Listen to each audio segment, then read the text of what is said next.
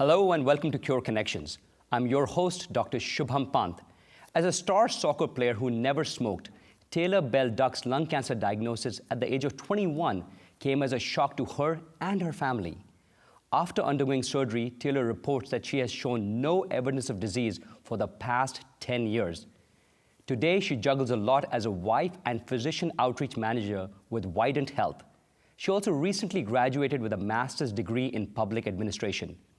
She continues to tell her story through her advocacy work and as part of Your Cancer Game Plan, where she joins several leading patient organizations in the cancer community to provide support and resources. Taylor joins us alongside her mother, Nancy, and cancer care social worker, Richard Dickens, to share her incredible journey. Taylor, welcome to the program. Thanks for having me. Nancy, welcome to the program. Good to see you. Taylor, I'm going to start with you first. So just tell us a little bit about your cancer journey. How did it start? When was the first time, how did you discover you had cancer? Absolutely. So as a child, I was a soccer player, like you said, and my dream was to play Division I college soccer. And I got that opportunity and got to play at East Carolina University in North Carolina. And got there for preseason and everything was going great, but I was having trouble passing a fitness test.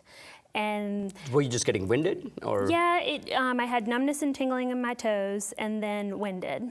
And you have to be able to pass the test in order to play.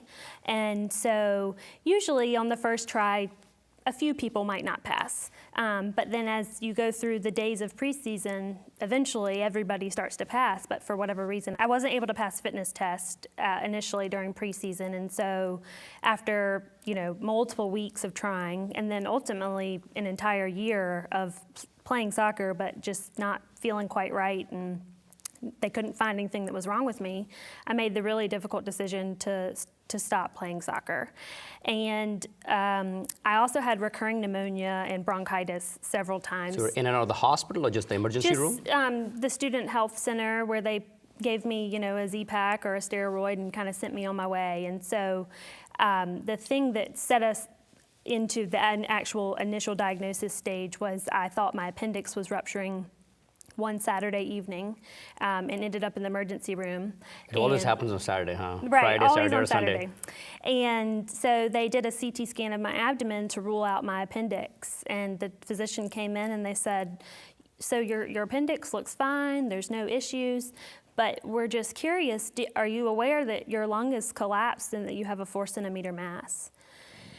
And so shocked as a 21-year-old, to hear that kind of news. But did it ever did you make the connection saying a mass could be cancer at that time? I think in the back of my mind, yes. But then I also felt like, well, surely I don't have lung cancer because I'm 21 years old. I'm a never smoking Division I college athlete, never been around secondhand smoke. So, I think that's initially what I was thinking was, well, maybe it's just some weird kind of spot. So Nancy, when did you first hear about, did Taylor call you from the emergency room, or when did you first hear about it? So my husband and I were in a Boy Scout camp with our youngest son, and Taylor was looking for an apartment with her sister, and so that's why they ended up at the emergency room together alone. So we got a telephone call from our oldest daughter probably about 11 that night, saying that that they were saying that there was a spot on her lung, and 11 at night on a Saturday. And in a tent, and we started making arrangements to break down our tent and get home. But I think in the back of my mind, I was concerned because we have a really strong family history of lung cancer. My mother had recently passed away, and I just was very concerned. So that was on your mind at that time. It was. And Taylor, tell me, what techniques do you think you can use to better advocate for yourself? Do you think that just for any 21-year-old who may go through this, you said listen to your body, because it's also at 21 you think you're invincible, but there's definitely something was going on because you were not that way for the year. Right. I think that it's important to advocate for yourself, and you know your body better than anyone. And so, if you feel like something isn't right, push until you have answers. There's no reason somebody shouldn't feel their toes. or train as hard as I did and not be successful. I think what's also important is to use your support team around you, and when they're trying to advocate for you, to listen to them as well. There were several times where Mom would have, spoke with my provider and said, please order an additional test. We have a strong family history, and they brushed her off. And I kind of was like, oh, I've got, the crazy mom that's trying to tell the doctor how to practice medicine.